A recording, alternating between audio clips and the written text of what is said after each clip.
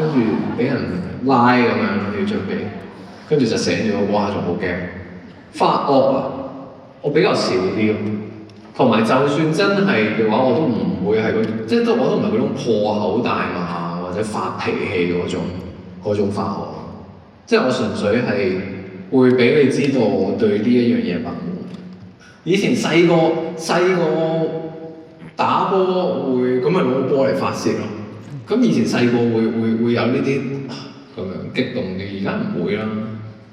發惡同埋你要俾人知道你嘅不滿同需求係兩樣嘢嚟嘅，即係你唔一定要用發脾氣呢個方式去引人哋嘅 attention， 然後去引人哋幫你解決個問題。我覺得唔係一個解決方式。咁同埋如果一個人係真係，即係佢所謂話，如果佢叻啲嘅，佢唔需要靠發脾氣嚟到令你幫佢解決問題咯。因為有陣時人你有情緒，可能都係嗰樣嘢你發生得未如你所想咁理想啫。咁但係其實背後幾千萬個解決方法㗎嘛。即係發脾氣，我覺得就係最不解嘅嗰個方法。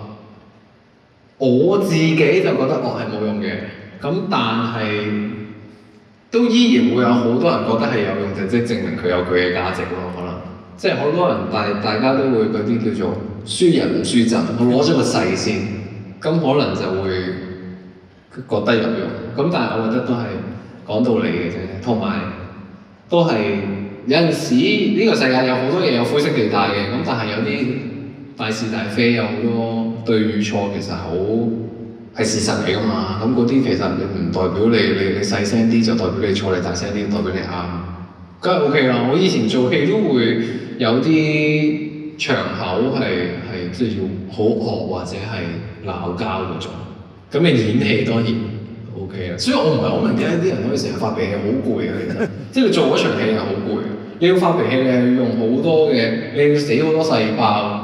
你又要好用力，咁所以咁你最尾都係想解決問題啫，咁咪心平氣和解決佢，又係要唞翻3、5、7日。我要發惡啊！而家突然間，唔該坐低。其實應該咁樣，如果阻住你嗰人係講道理嘅人，你咁樣同佢講，其實佢已經聽啦。咁如果佢唔係講道理嘅人，你就算坐低啊，咁佢都唔會聽。咁會變咗你都唔係講道理嘅人。咁有陣時人哋唔講道理，冇必要拉埋自己落去同佢一樣唔講道理㗎，係咪先？坐低啊！坐低啊！我叫你試下坐低，唔難受啊！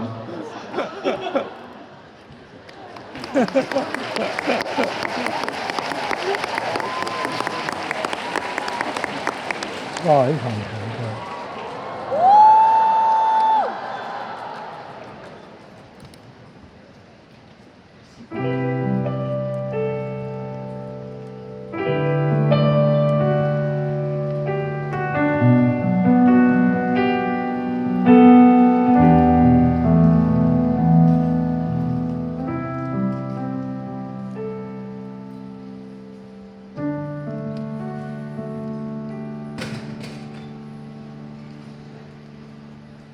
我為成熟並未摸通，我搞不懂，期望實現中卻不輕鬆，兩者怎去兼容，構想的太不同，曾經知道，常在路中會搞不懂，人大踏步中破穿天空，每位都有相碰，冇火星碰到前。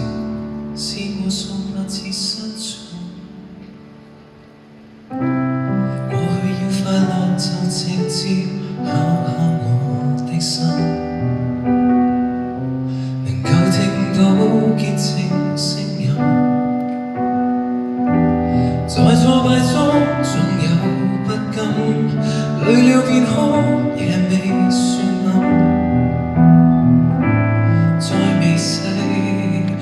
誰更有種剔透感？時光過渡，一首青春單曲，奏過扭曲，漸染污變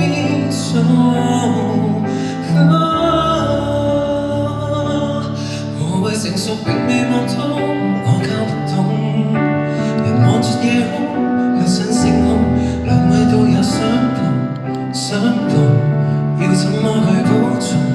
曾經知道，常在路中會搞不懂，人大踏步中擴穿天空，卻丟失了從容寬容。理想墜落之前，發覺到處已失控。假使你聽到，期盼你感覺到。假使間有天錄音到底，我再也不懂唱，始終幾位始終喜歡低溫間這位我，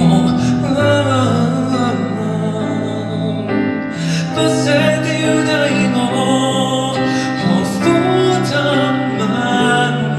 這點天真情中，早早失蹤，任腦海漸動。始終要寬鬆，我也許太倦了，碰上急雨冷風，所以至晦氣了，感到很冰凍，不知怎形容。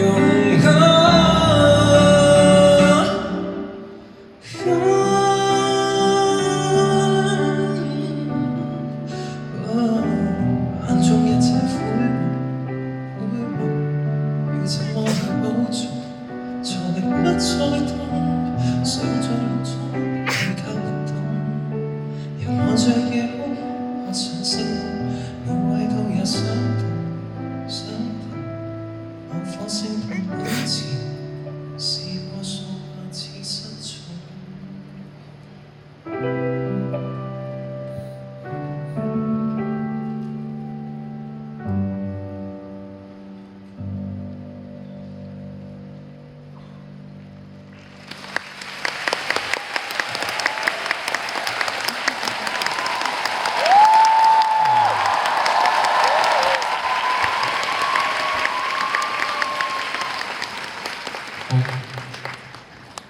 我哋有好多嘢要講，好多人要多謝，我哋多謝咗先俾，跟住先再同你哋傾偈。